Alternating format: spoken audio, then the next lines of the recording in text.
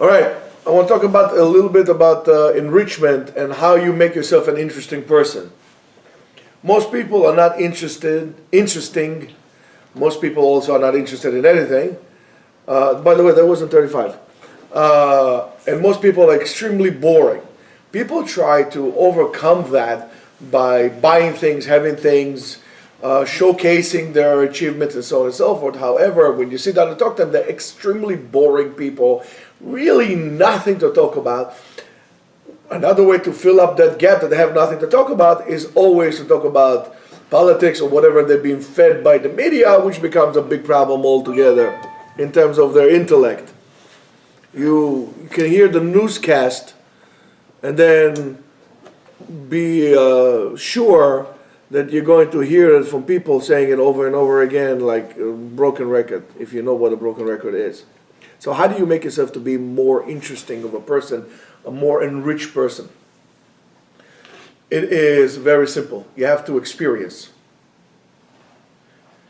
And how do you experience things? You expose yourself to things. For example, you go out, you travel, and it doesn't have to be major big things, little things. For example, if I'll tell you, let's say arguments, like you don't keep kosher, just for the example's sake, so people go travel, I don't know, where would they travel? They travel to New Orleans. So they what you eat, you're going to the fanciest restaurant, they're going to here, they're going there, they want to have a big deal and so on and so forth. But that's not really an experience, because all these big restaurants more or less are the same thing, because they don't really care about that. They care about their Michelin stars and their reputation and so on. However, if you're going to go and have more street food, which is not so fancy, you get more experience. More experience means that you are enriching yourself.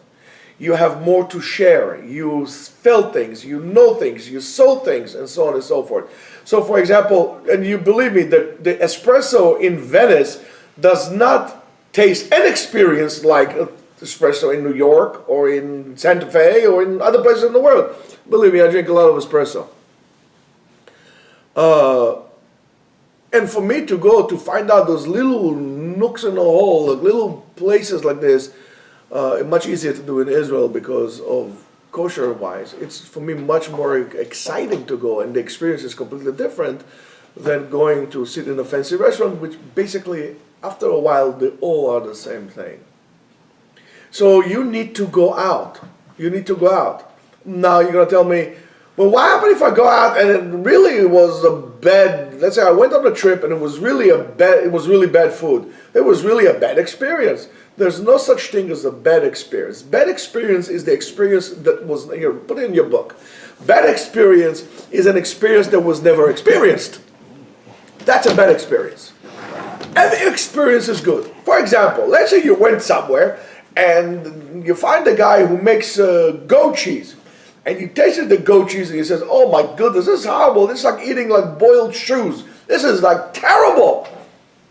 And then you're going to go to your friends and you're going to talk about it. Well, you're going to laugh. What the heck? I ate this thing and it was horrible. It was so bad. It enriches you. You have something to talk about. Now you're able to tell what's good, what's bad. You experience things. That by itself enriching you. Every experience is good. Having no experience is bad. Excuse me. Therefore, you don't need to go on a cruise. When you go on a cruise, a 5-star cruise, by the way, I don't know if you saw recently, there was a cruise somewhere in Norway. A boat, 1,300 people, they got stuck over there with swells, I don't know, 30, 40 feet. It's nuts. But let's say you go on a cruise. People want the fireworks and the whole thing. You should know that sometimes one candle on the table could be much more meaningful than the whole fireworks. But nobody's looking for the candle, everybody's looking to the fireworks. People want the big production. People think that they live in movies. When you want the big production, basically means that there's nothing substantially involved inside of you. That's why you need the big noise, the big places, to say to the people, oh, you know, I ate in Daniel in the city. I ate in the Four Seasons. I ate in this. How was the food? You don't know. However, you might go to some bistro in downtown nowhere and have the meal of your life. Or you can go like I used to go with my wife when we just got married. At the time it was different. The Shuk HaTikva in Tel Aviv was different. We used to go every Thursday to do shopping. We'd go with the baskets like this. The alley was about 7 feet wide at best. And there was a guy who was making the small nook in the wall like this. I ate the best kebab, the best meal in my life. It was an experience. It was out of the body experience. That's before I was vegan. But nothing that I ate was ever compared to that, because it came with the whole atmosphere, the whole experience. When can you go somewhere with baskets and bags full of vegetables and fruits that you buy like this, and then go like this, and you ask the guy for a little bit of arak, and he pours you a holy grail of all the araks in the world, right? It's an experience, the smell, and that's what I'm talking about. You need to go out there. You need to go out to experience things, to explore things. The beauty of exploring is unbelievable. Stay away from big productions. And you should know that the problem with big productions in our lives is it affects everything good that we have in our life. Any chance, as Jews, we lost a lot through our history, a lot of our culture, a lot.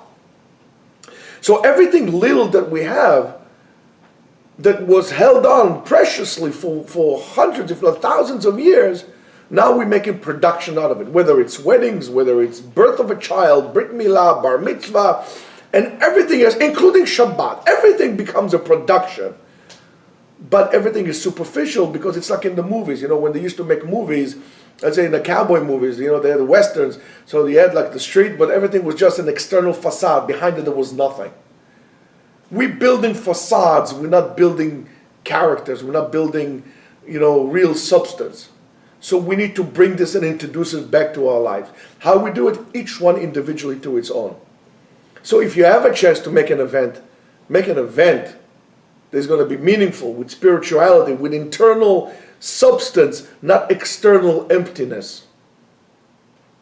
You need to go out and experience. So if you want to go to a vacation, don't go to a 5-star hotel, Taj Mahal of who knows what. Go to like a small place. Stay in a small place, go to a small town, experience things the way they are, and it's going to be much more fulfilling in your life. When you become more fulfilled, when you have more experiences, total experience, you are what you experience in your life. If you haven't experienced, so therefore maybe you are not. Maybe you are not even here. Maybe you're like invisible.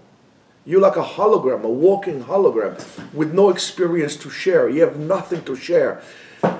When you have nothing to share, there will come someone who will take advantage of it and will fill it up with their experience and the way you want to experience, and therefore you're never going to live your life. So you want to be free.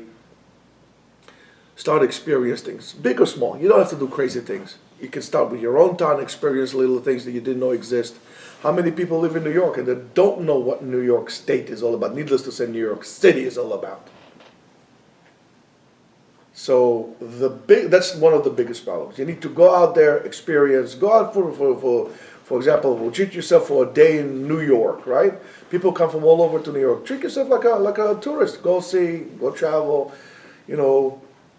taste things, see things, and so on and so forth. Before it's disappear, and I'm not talking about just the experience, I'm talking about your life. Have a great day.